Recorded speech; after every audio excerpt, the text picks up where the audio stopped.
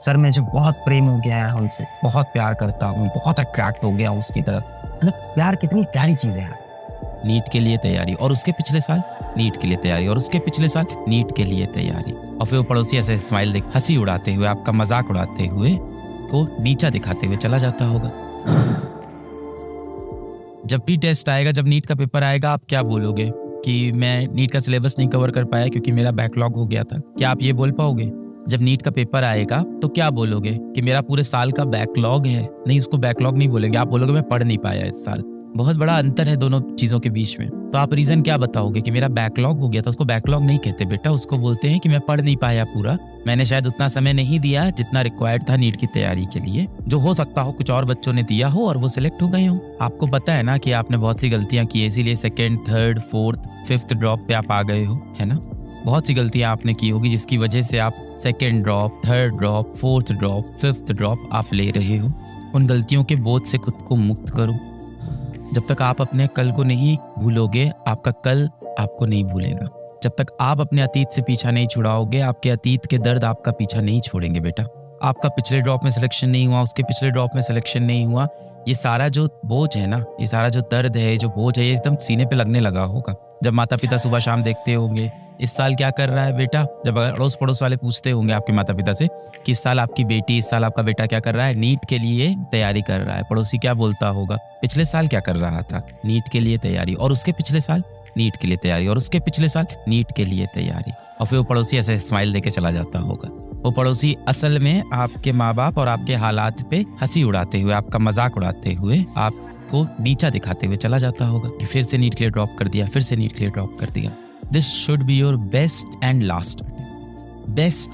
Last attempt for NEET होना चाहिए ये। कुछ गलतियां आपकी रही होंगी, कुछ गलतियां आपकी नहीं रही होंगी। कितने बच्चे ऐसे होंगे जिनकी ऐसा हो कि 2-3 महीने तबीयत ही खराब रह गई, हेल्थ प्रॉब्लम आ गई, किसी घर में ऐसा होगा कि शादी पड़ गई, किसी के यहाँ ऐसा होगा कि मेंटल उसको प्रॉब्लम हो गई। तो बहुत सी अलग अलग दुविधाएं होंगी, पर आप अपने कल के बारे में अब परेशान मत हो। आप सुन रहे हो, जो दिन भर आप घुटते हो, दर्द होता है, आपको जो परेशानी होती है कि मेरा पिछले साल सिलेक्शन नहीं हुआ, उसके पिछले साल सिलेक्शन नहीं हुआ, आप अपने बीते हुए कल को लेके अब परेशान मत हो बेटा, क्योंकि आप अपने बीते हुए कल को अब बदल नहीं सकते हो। अपने बीते हुए कल को लेके बिल्कुल परेशान मत हो, क्योंकि आप अपने बीते हुए कल को अब नहीं बदल सकते हो। हाँ, अपने आने वाले कल को आप बदल सकते हो। आने वाला कल आपके हाथ में है, आपकी मुट्ठी में है, उसको आप बदल सकते हो। और यदि आपके आने वाले कल में सफलता है तो आपके बीते हुए कल में क्या हुआ ये कोई नहीं पूछेगा आपसे। एक बार बेटा आपने नीट निकाल लिया, या एक बार आपने अपना लक्ष्य पा लिया, जो भी आपके जीवन का लक्ष्य है, एक बार बेटा आप सफल हो गए ना, आपसे कोई नहीं पूछेगा कि आपके बीते हुए कल में आप क्यों असफल थे। तो अपने बीते हुए कल के ऊपर मिट्टी डालो, उसमें आप कुछ नहीं कर सकते हो। खूब मौके देते रहो जीवन को। वो जो तुमसे प्रेम नहीं करते हैं उनको तुम ना जाने कितने मौके देते हो, निरंतर उनको मैसेज करते रहते हो कि काश एक रिप्लाई आ जाए, काश वो हमसे बात कर ले। स्कूल में कोशिश कर रहे हो कि उनको किसी से कॉपी दे दे, उनको देख रहे हैं, निहार रहे हैं, इंस्टाग्राम पे उनको फॉलो कर रहे हैं, उनके इनबॉक्स में मैसेज भरे जा रहे हैं। फिर आपको कई बार लगता है कि एक रिप्लाई आ गया तो सही है, व्हाट्सएप पे बातचीत शुरू हो गई। फिर आप मैसेज कर रहे हो, आपको लग रहा है बात तो हो ही रही है। बड़ी कठिनाई से, बड़ी मुश्किल से, बड़े कष्ट सह के और बड़े जिद से आपने उनको किसी तरह से पा तो लिया। बड़ी जिद करके आपने हाथ जोड़ के, गिड़गिड़ा के, खुद की एक झूठी पर्सनैलिटी दी, आपने किसी तरह से उनको पा तो लिया, या कम से कम आपको ऐसा विश्वास तो हो रहा है कि आपने उनको पा लिया। और फिर आपको ये विश्वास हो जाता है कि आपकी उनसे बातें तो चालू हैं, कि बातचीत तो चल रही।